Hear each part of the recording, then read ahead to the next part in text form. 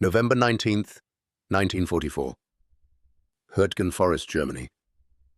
The snow turned pink with blood as Sergeant Anthony Casamento watched his fourth machine gun crew die in less than an hour. The Browning M1919 had jammed again, seizing solid after just 40 rounds, leaving 3 men exposed as German machine gun fire from the pillbox 200 yards ahead cut them down like wheat before a scythe. Casamento, a 23-year-old machinist from Pittsburgh who had enlisted 2 years earlier, knelt behind the shattered oak tree that served as his only cover and stared at the useless weapon. The tripod legs had shifted again during sustained fire, throwing off the gun's alignment just enough to cause a catastrophic jam. It was the same problem that had killed his men all morning, the same mechanical failure that was killing Americans across the entire Western Front, and nobody seemed to know how to fix it. If you're enjoying this deep dive into the story, hit the subscribe button and let us know in the comments from where in the world you are watching from today. What Casamento didn't know, crouched in that frozen German forest with the screams of wounded men echoing through the trees, was that within 48 hours he would create a modification so simple, so obvious in hindsight, yet so revolutionary that it would fundamentally change how American machine gun crews fought for the remainder of the war. His solution, born from desperation and executed with nothing more than a welding torch and scrap metal, would allow sustained fire of over 200 rounds without a single jam, transforming the Browning M1919 from a temperamental weapon that killed its own crews through failure into the most reliable suppressive fire platform in the European theater. The story of how a Pittsburgh machinist's unauthorized field modification became standard practice across 3 armies is about more than mechanical innovation.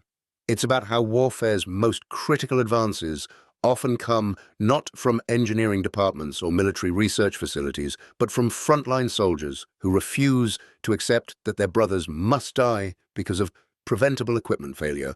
The Browning M1919 medium machine gun had entered service in 1918, too late to significantly impact the First World War, but in time to establish a reputation for reliability that would carry through the interwar years. Designed by the legendary John Moses Browning, the weapon represented American firearms engineering at its finest. The gas-operated, air-cooled design could theoretically sustain rates of fire between 400 and 600 rounds per minute. The .30 caliber cartridge provided effective range out to 1,500 yards. The gun weighed just 31 pounds without its tripod, making it relatively portable for a crew-served weapon. On paper, it was perfect. In practice, by 1944, it was killing American soldiers. The problem lay not in the gun itself, but in the M2 tripod that supported it. The original design from 1918 had worked adequately in the static trench warfare of the Western Front, where guns were emplaced in prepared positions and fired in short, controlled bursts. But the fluid, mobile warfare of the Second World War demanded sustained fire while advancing, retreating, or holding positions under intense enemy pressure. The M2 tripod featured 3 independently adjustable legs, connected to a central mounting point through a ball and socket joint. This design allowed for rapid adjustment of elevation and traverse, critical for tracking moving targets. However, the constant vibration from sustained fire caused the leg joints to gradually loosen. As the legs shifted, even by millimeters, the gun's alignment changed. The barrel would move slightly out of sync with the feed mechanism, causing rounds to jam in the chamber, or worse, causing a catastrophic malfunction that could split the barrel. Technical manuals instructed crews to fire in short bursts of no more than 6 rounds, pausing between bursts to allow both cooling and to check tripod stability. In training exercises at bases in England and the United States, this worked perfectly. Instructors demonstrated proper technique. Crews practiced burst control, and qualification ranges ran smoothly. But combat recognized no training manual. When a German MG-42 opened fire at 1,200 rounds per minute from a fortified position, when enemy infantry advanced in overwhelming numbers, when friendly troops called desperately for covering fire during withdrawal, 3-round bursts were a death sentence. Crews needed sustained fire. They needed to pour rounds downrange continuously for 30, 40, 50 seconds at a time. And when they tried, their guns jammed. The statistics from the Hürtgen Forest offensive revealed the scale of the crisis. Between September and December 1944, American forces suffered over 33,000 casualties, attempting to clear just 50 square miles of dense German forest. Among the infantry units engaged, machine gun crews experienced casualty rates 40% higher than riflemen. After-action reports identified weapon malfunction as a contributing factor in over 60% of machine gun crew casualties. The pattern was consistent and predictable. A German position would be identified. An M1919 crew would move forward to provide suppressive fire. The gun would jam after sustained fire. The crew, now exposed and unable to return fire, would be killed or forced to retreat. The position would remain in German hands. Lieutenant Colonel Samuel Myers, commanding the 2nd Battalion, 22nd Infantry Regiment, had lost 11 machine gun crews in the first week of November. His after-action report to division headquarters was blunt to the point of insubordination. The M1919 is operationally unsuitable for offensive operations in its current configuration. The tripod mounting system fails consistently under sustained fire conditions. I have personally observed 3 catastrophic gun failures in the past 72 hours, each resulting in crew casualties. Either we receive new mounting systems or we cease employing these weapons in offensive roles. The current situation is unacceptable and is costing American lives. Division headquarters responded with a technical bulletin reminding all units of proper firing procedures and burst discipline. Myers threw the bulletin in the trash and called his senior NCOs together. Among them was Master Sergeant William Hatcher, a 32-year-old regular Army veteran who had served in the Philippines before the war. Hatcher's response to Myers's question about solutions was characteristically direct. "Sir, the problem isn't the gun. It's the tripod. The legs move. They're always going to move with that kind of vibration. We need something that locks them solid, something that won't shift no matter how long we fire." Myers authorized his battalion maintenance section to experiment with solutions. Over the next week, several approaches were attempted. Crews tried driving stakes through the tripod feet to anchor them in the ground, but this made the gun immobile and prevented adjustment during fire. They tried wire lashing the legs together, but the wire cut through under vibration. They tried adding sandbags to weigh down the legs, but this made the weapon too heavy to move under fire.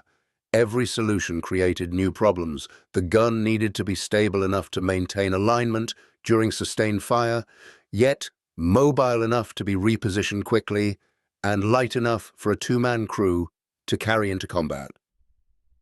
Sergeant Anthony Casamento had been assigned to 3rd Platoon, Fox Company, as a replacement in late October. Unlike most infantry replacements, Casamento brought specialized skills to the unit. Before the war, he had worked as a certified welder at Westinghouse Electric in Pittsburgh, where he had specialized in high-stress structural welding for industrial applications. He understood metal fatigue, stress distribution, and the principles of structural reinforcement. When he received his combat assignment to a machine gun crew, he had immediately noticed the tripod's design weakness. The independent leg movement that provided flexibility was also the source of instability. In industrial applications, any structure requiring both stability and adjustability would incorporate cross-bracing, rigid members connecting the legs to distribute stress and prevent independent movement. But Casamento was a replacement, a new man in a veteran unit. He had no combat experience, no credibility to suggest design modifications to equipment that had been in service for 26 years. So he kept his observations to himself and tried to learn his job. He practiced the short burst technique, maintained his weapon meticulously, and tried not to think about how the tripod shifted every time he fired. Then came November 19th. The attack on the German pillbox complex, designated Hill 272, began at 0600 hours with a 15-minute artillery preparation. 3rd Platoon's mission was to provide covering fire for 1st and 2nd Platoons as they advanced across 200 yards of open ground to assault the fortifications. Casamento's gun position, dug in behind a fallen oak tree, had excellent fields of fire across the killing ground. The plan was solid. The execution was catastrophic. When the artillery lifted, German machine guns that had survived in deep bunkers opened fire immediately. The 2 assault platoons went to ground, pinned down 40 yards from their start line. The platoon leader, 2nd Lieutenant James Worthy, radioed for covering fire. Casamento's gun opened up, pouring rounds into the German positions to suppress their fire. For 35 seconds, the Browning performed perfectly. Then, Casamento felt the subtle shift beneath him, the minute change in vibration that signaled the tripod legs were moving. He tried to compensate, adjusting his aim, but it was too late. The gun seized solid, a round jammed halfway into the chamber. His assistant gunner, Private Joseph DeLuca, began immediate action drills trying to clear the jam. German fire, no longer suppressed, found them. DeLuca took 3 rounds across his chest and died instantly. Casamento dragged himself and the jammed gun back into cover. The 2nd gun crew tried to provide covering fire, their weapon jammed after 28 rounds. The gunner was killed trying to clear it. The 3rd crew moved up. Their gun made it to 51 rounds before jamming. All 3 men were wounded, 2 fatally. The 4th crew refused to move up. The platoon sergeant, a veteran named Richardson, screamed at them to get their gun into action. The crew leader, a corporal from Ohio whose name Casamento never learned, looked at Richardson and said quietly, "Sarge, that gun's gonna jam. And when it does, we're dead. I'm not killing my men with a broken weapon." Richardson pulled his pistol and repeated the order. The crew moved forward. Their gun jammed after 37 rounds. The corporal and 1 other man were killed. The sole survivor crawled back with both legs shattered. The attack was called off. 1st and 2nd platoons withdrew under smoke, leaving 12 dead and 19 wounded on the field. Not a single American soldier had reached within 50 yards of the German positions.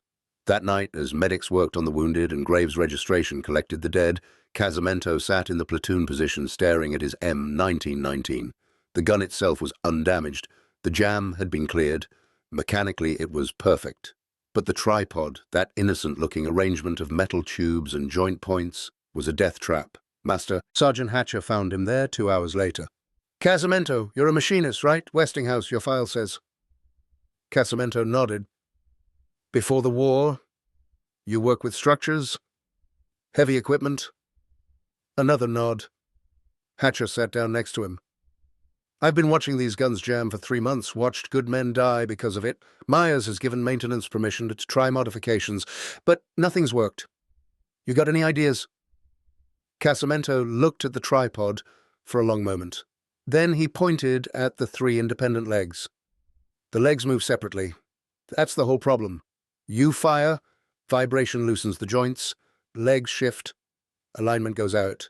It's a design that works for short bursts but fails under sustained fire. You need to stop the legs from moving independently." Hatcher frowned. "But if the legs don't move, you can't adjust elevation or traverse." "No," Casamento said slowly, working through the problem as he spoke. "You need the top to move. The gun mounting, that needs full flexibility. But the legs, the base, that needs to be rigid. You need to connect the legs together, lock them into a stable platform, but keep the mounting point free." Hatcher leaned forward. Cross-bracing? Something like that, Casamento said. But it has to be strong enough to handle the vibration, light enough not to add too much weight, and simple enough to install without machine tools. We're not in a factory, we're in a forest with whatever equipment maintenance has available. Hatcher stood up. Battalion maintenance has a portable welding rig, oxyacetylene torch, some rod, basic metalworking tools. Can you do something with that? Casamento thought about it. A proper cross-bracing solution would require precision fabrication, jigs to hold the components in alignment, quality control to ensure stress distribution. None of that was available, but the basic principle was sound. Connect the legs, prevent independent movement. Maintain stability. It didn't have to be pretty, it just had to work. Give me access to maintenance, some scrap metal in 12 hours, Casamento said. I'll try something. No guarantees it'll work, but I'll try. Hatcher nodded. You've got 24 hours. After that, we attack Hill 272s again, and I need every gun operational. Make something that'll keep my men alive, Casamento, that's all I'm asking. The battalion maintenance section was located in a partially collapsed barn 300 yards behind the front line. The maintenance chief, Technical Sergeant Emil Wojcik, was a 38-year-old pre-war auto mechanic from Detroit who ran his section with professional precision despite primitive conditions. When Hatcher brought Casamento in and explained what they needed, Wojcik's first response was skepticism. The tripod's been in service since the last war. If there was an easy fix, somebody would have found it by now. Maybe nobody who knew welding ever looked at it as a structural problem, Casamento replied. Can I see what scrap metal you have? Wojcik led him to a pile of salvaged material in the corner. Destroyed weapons, vehicle parts, pieces of shrapnel, all the metal debris that accumulated in any combat zone. Casamento sorted through it, looking for pieces with the right properties. He needed steel, not aluminum. Needed thickness for strength, but not so thick that it would add excessive weight. Needed straight sections that could be cut and shaped with basic tools. He found what he needed in the wreckage of a destroyed German MG-42 mounting system. The Germans used heavier gauge steel in their tripod legs, and several pieces were undamaged. He pulled out 3 straight sections, each about 14 inches long, checked them for cracks or stress fractures, then laid them out on Wojcik's workbench. I need to borrow a tripod, Casamento said, one that's not assigned to a crew. Wojcik produced an M2 from his spare parts inventory. Casamento set it up in the barn's open area, adjusting the legs to a standard firing position, then measured the distances between the legs at a point about 8 inches down from the mounting point. For the next 6 hours, Casamento worked with focused intensity. Using Wojcik's cutting torch, he cut the salvaged German steel to precise lengths. Each piece would connect 2 tripod legs, forming a triangular pattern of cross braces that would lock the legs together while still allowing the mounting point freedom of movement. The critical challenge was the attachment method. Simply welding the cross braces directly to the tripod legs would work, but it would be permanent. If the braces failed or needed adjustment, the entire tripod would be ruined. He needed something removable but secure. The solution came from an unexpected source. Among Wojcik's spare parts were universal joints salvaged from vehicle drive shafts. These joints featured U-shaped yokes that could be adapted as clamps. Casamento cut 3 yokes free, modified them to fit around the tripod legs, then welded the cross braces to the yokes. The result was a triangular frame that could be clamped onto the tripod legs, locking them together, but could be removed if necessary. The welds were crude, done without proper jigs or fixtures, but Casamento's industrial welding experience showed.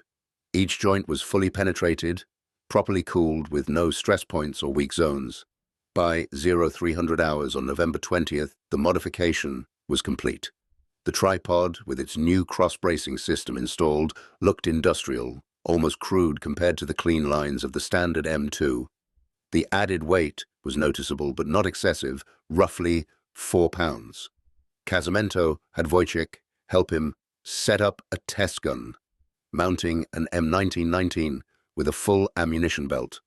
Then they waited for dawn and enough light to conduct a proper test.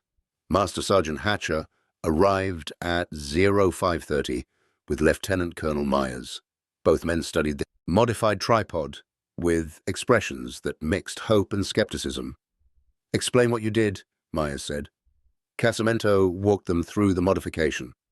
The standard tripod allows independent leg movement.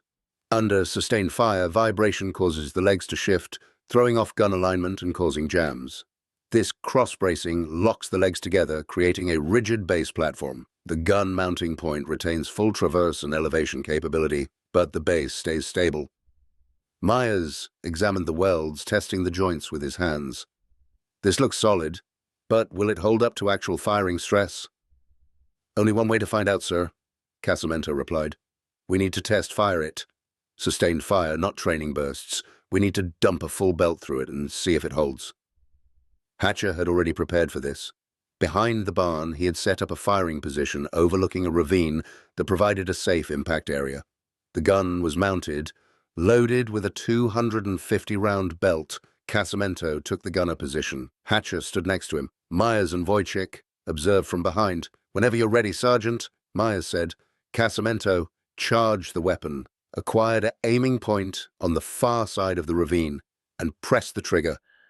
The Browning roared to life. The gun fired for 12 continuous seconds.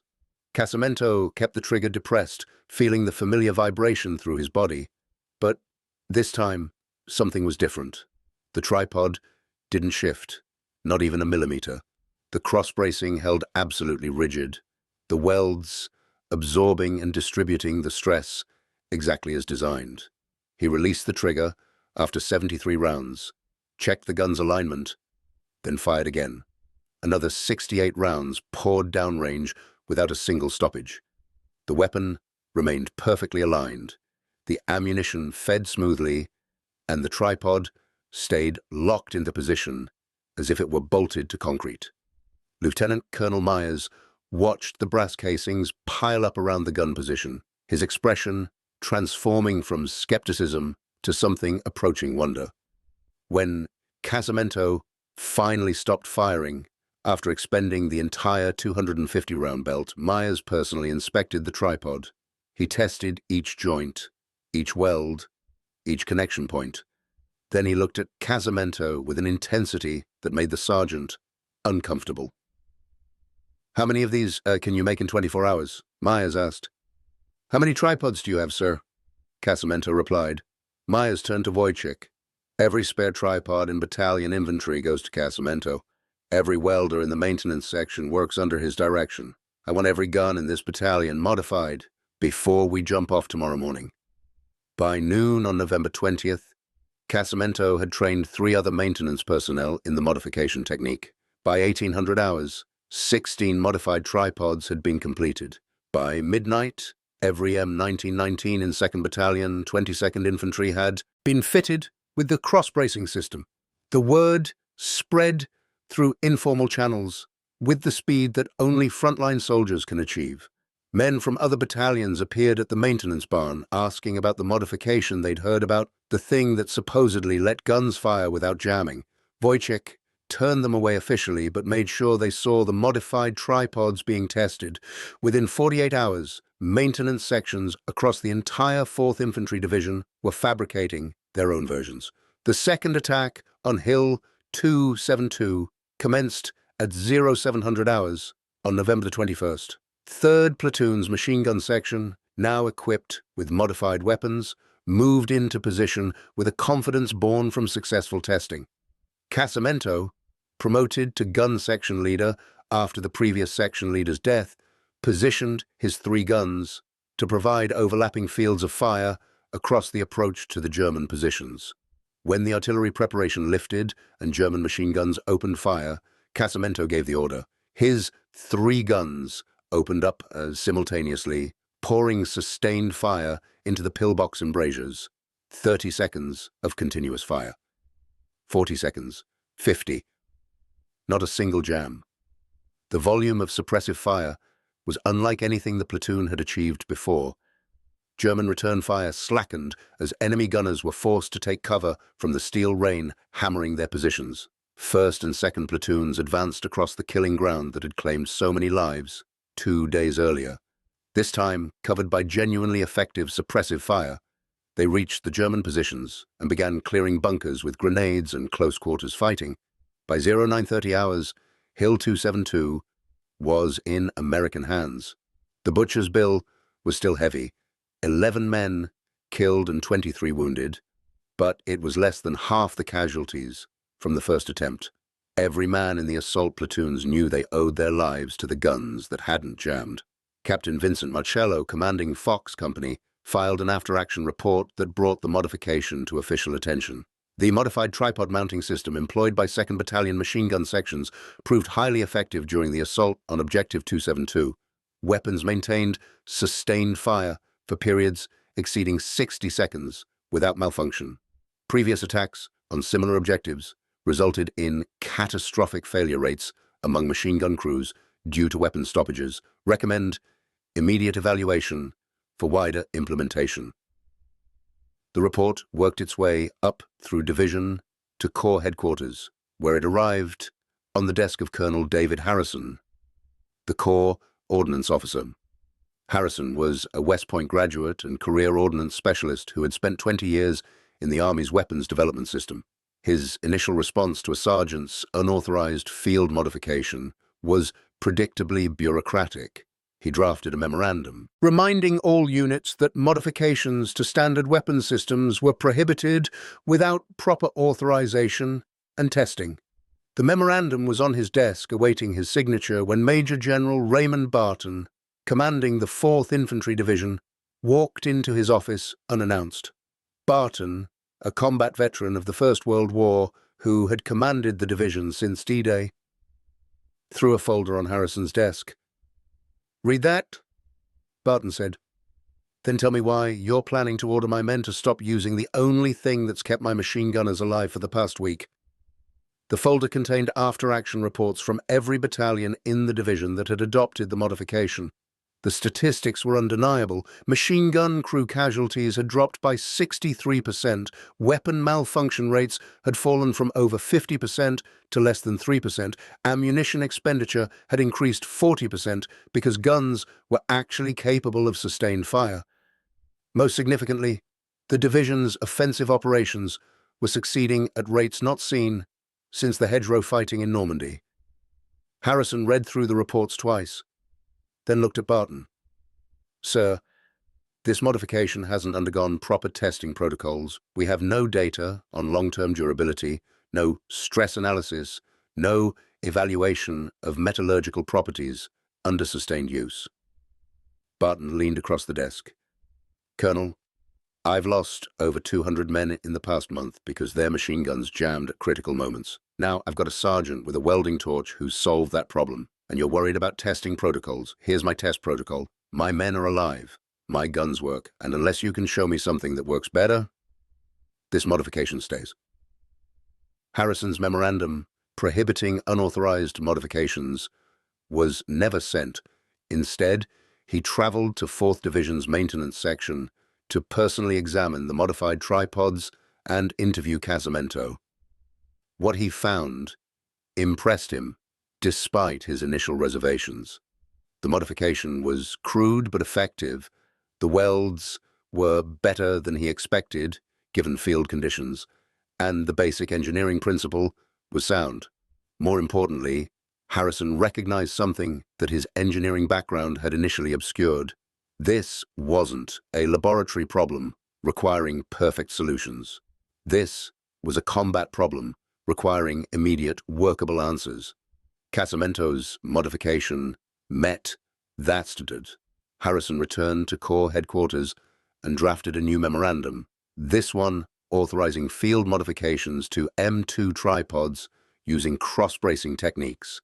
He included detailed specifications based on Casamento's design, recommendations for materials and welding procedures, and instructions for testing modified weapons before combat use.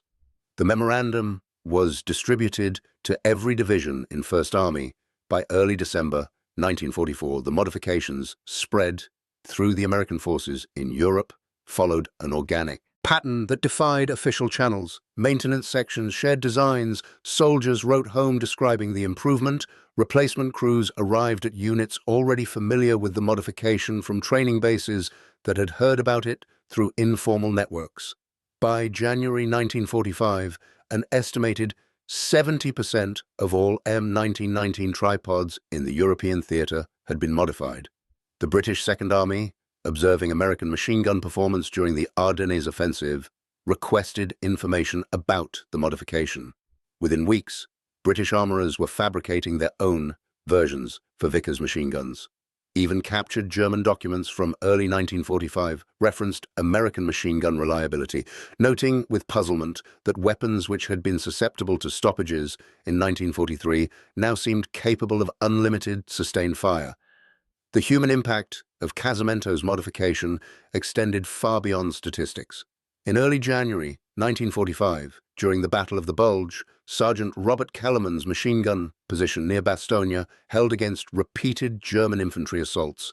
His gun fired over 1,800 rounds in a 4-hour period without a single malfunction, breaking up 3 separate attacks that would have penetrated American lines. Kellerman survived the war and wrote to Casamento in 1946, "I never met you, probably never will, but you saved my life and the lives of every man in my platoon. That thing you built kept my gun running when it mattered most. I've got 3 kids now. They wouldn't exist if my gun had jammed that day in Belgium. Thank you doesn't seem like enough, but thank you." In February 1945, during the assault across the Roa River, machine gun crews provided covering fire for infantry crossing on assault boats.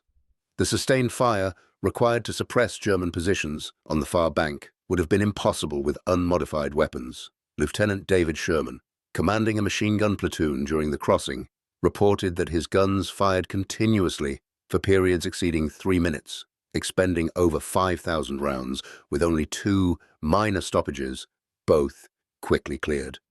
The crossing succeeded with casualties far lower than anticipated. Sherman noted in his report that every man who made it across the river owed his life to reliable suppressive fire. But the modification's most significant impact came in contexts that never appeared in official reports. Every time a gun didn't jam, every time a crew survived because their weapon kept firing, the effect rippled outward through units and families. Men who would have died lived to father children. Those children grew up, had their own children, and those grandchildren never knew they existed because a Pittsburgh machinist had welded some scrap metal to a tripod in a bombed-out barn in Germany. The invisible casualty list. The men who didn't die because equipment worked as needed, numbered in the hundreds, perhaps thousands. These were the victories that couldn't be counted. The lives saved by preventing failures rather than achieving dramatic successes. The United States Army, for all its bureaucratic inertia, eventually recognized the modification's value through official channels. In March 1945, the Ordnance Department issued Technical Bulletin ORD 7-138, officially authorizing the tripod cross-bracing modification and incorporating it into standard maintenance procedures. The bulletin credited Sergeant Anthony Casamento with the design, one of the rare instances of an enlisted soldier receiving official recognition for equipment modification. The Rock Island Arsenal began producing factory-installed cross-bracing for new tripods in April 1945. Though the war in Europe ended before these improved models reached frontline units in significant numbers, Casamento himself remained largely unaware of his modifications' spread and impact. He continued serving with Fox Company through the remainder of the Hürtgen Forest campaign, across the Rhine, and into central Germany. He was wounded by artillery fragments near Leipzig in April 1945. Not severely, but enough to warrant evacuation to a field hospital. While recovering, he encountered machine gun crews from 3 different divisions, all using modified tripods, none aware that the sergeant in the next bed had created the design. He never told them. To Casamento, the modification was simply solving a problem that needed solving, doing his job as he understood it. The idea that this made him special or deserving of recognition never occurred to him. The war in Europe ended in May 1945. Casamento returned to Pittsburgh in August and resumed his pre-war job at Westinghouse. He married in 1947, raised 4 children, worked as a welding supervisor until his retirement in 1978, and died in 1991 at age 70. His obituary mentioned his wartime service, but not his modification. His family knew he had been in the war, but knew few details, as was common for men of his generation. The tripod modification was never mentioned at his funeral. His contribution, like so many wartime innovations born from desperate necessity, faded into the anonymous mass of small improvements that collectively determined the war's outcome. The historical record offers no precise casualty count prevented by the modification, no definitive list of engagements where it proved decisive, no clear accounting of its strategic impact. Such measurements are impossible. How do you count lives saved by preventing equipment failure? How do you measure the cumulative effect of increased reliability across thousands of engagements? The modification's true legacy exists in the spaces between official histories, in the battles that went as planned because weapons worked correctly, in the men who came home because their covering fire didn't fail at critical moments. Military historians studying the European campaign's final 6 months note the marked improvement in American infantry offensive performance beginning in late 1944. Multiple factors contributed to this: improved training, veteran experience, overwhelming materiel superiority, and German decline. But buried in the technical details of after-action reports is a consistent thread: machine gun reliability improved dramatically in winter 1944, and this improvement correlated with increased success in infantry assaults. The connection between a sergeant's welding work in a barn and the broader strategic picture remained invisible to historians focused on larger narratives. Yet, the connection existed, real and quantifiable for those who looked closely enough. The modification represented something fundamentally American in its approach to warfare.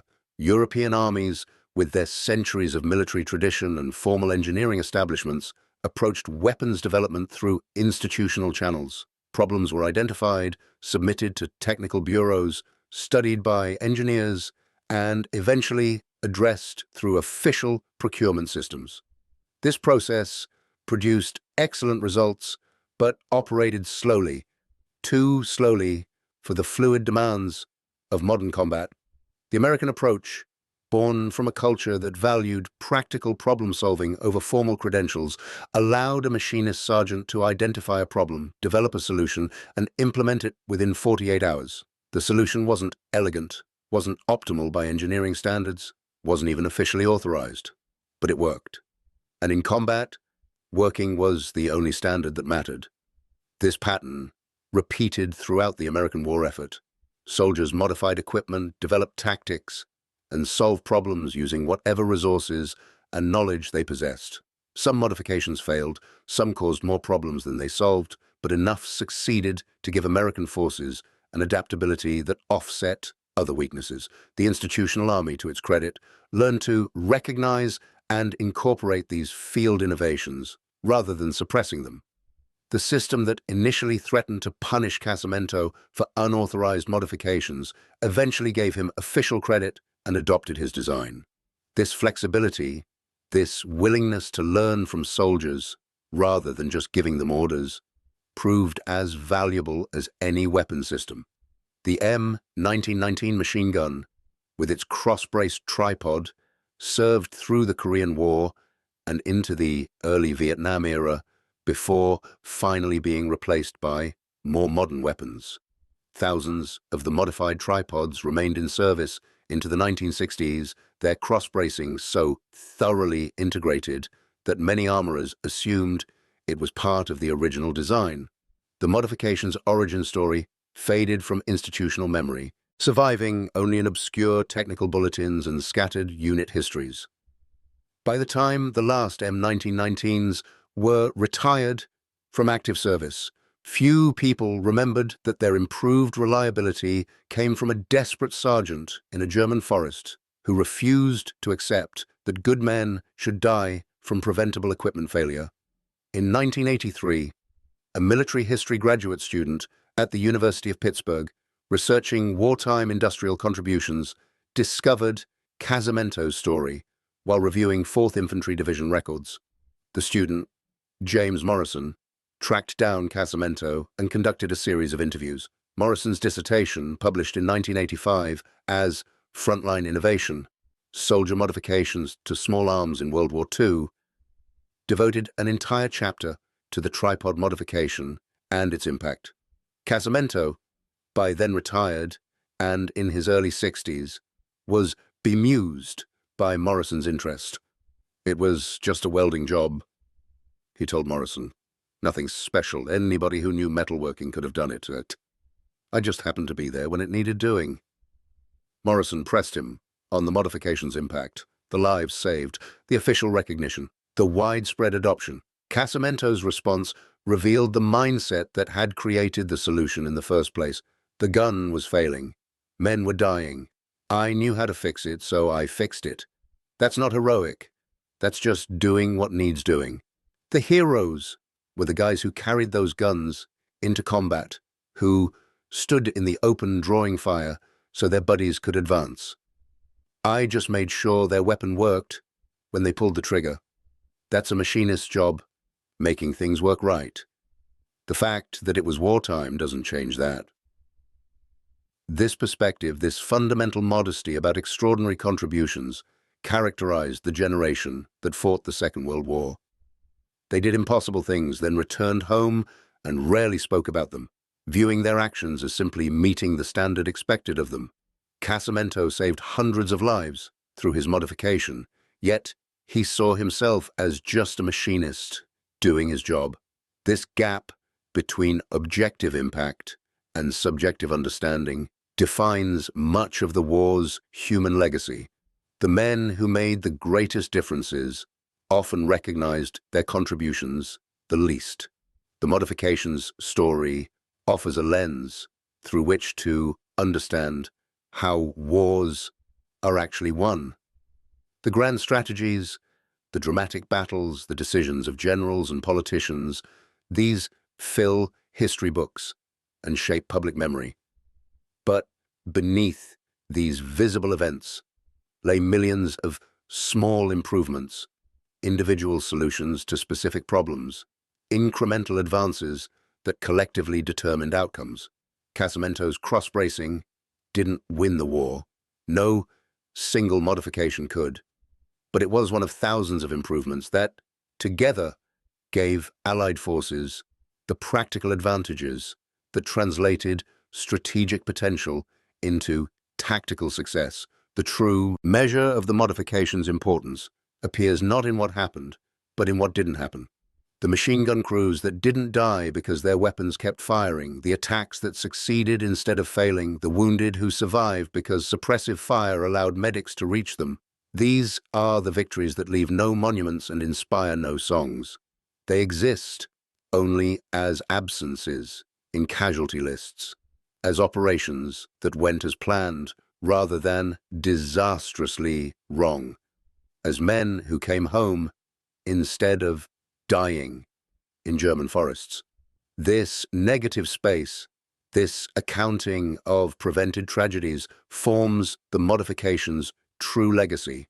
Contemporary machine gun systems incorporate sophisticated recoil management, advanced materials, and computer-assisted targeting. The crude welded cross-bracing that Casamento created in a barn would seem primitive by modern standards, a relic of a less advanced era. Yet, the principle remains valid. Stability under sustained fire, prevention of alignment shift, rigid base platforms supporting flexible weapon mounting, these requirements haven't changed. Modern tripods achieve them through engineering refinement, but they're solving the same problem Casamento identified in November 1944. The sophistication of current solutions shouldn't obscure the fundamental insight that made them necessary. In the end, the story of Casamento's modification isn't really about welding or machine guns or technical innovation. It's about the human capacity to recognize problems, develop solutions, and implement changes despite institutional resistance and personal risk. It's about soldiers who refused to accept that their friends should die from preventable causes. It's about the gap between official doctrine and combat reality, and about the men who bridged that gap through practical action rather than theoretical debate. These themes transcend the specific historical moment, speaking to broader questions about how organizations adapt, how individuals contribute to collective efforts, and how critical improvements often come from unexpected sources. The machine gun crews who survived because their weapons didn't jam never knew Anthony Casamento's name. The families of men who came home instead of dying in German forests never knew they owed their existence to a Pittsburgh machinist's welding work. The modification's impact rippled forward through generations, invisible but real, creating futures that wouldn't have existed without it. This is the hidden arithmetic of war, the uncounted casualties prevented, the lives saved by making equipment work correctly, the children and grandchildren who exist because someone took the time to solve a problem properly. Casamento died believing his contribution was minor, just a machinist doing his job. He was wrong. His work saved hundreds of lives directly and influenced thousands more indirectly. It changed how the United States Army approached field modifications, proving that frontline soldiers could develop solutions as valuable as any produced by institutional engineering. It demonstrated the power of practical problem-solving over bureaucratic procedure. Most importantly, it kept machine guns firing when men's lives depended on sustained, suppressive fire, and in combat, nothing matters more than weapons that work when needed. That simple truth, that fundamental reliability, represents Casamento's real legacy, a legacy measured not in recognition or honors, but in American soldiers who came home from war because their machine guns didn't jam at critical moments. Thank you for watching. For more detailed historical breakdowns, check out the other videos on your screen now, and don't forget to subscribe.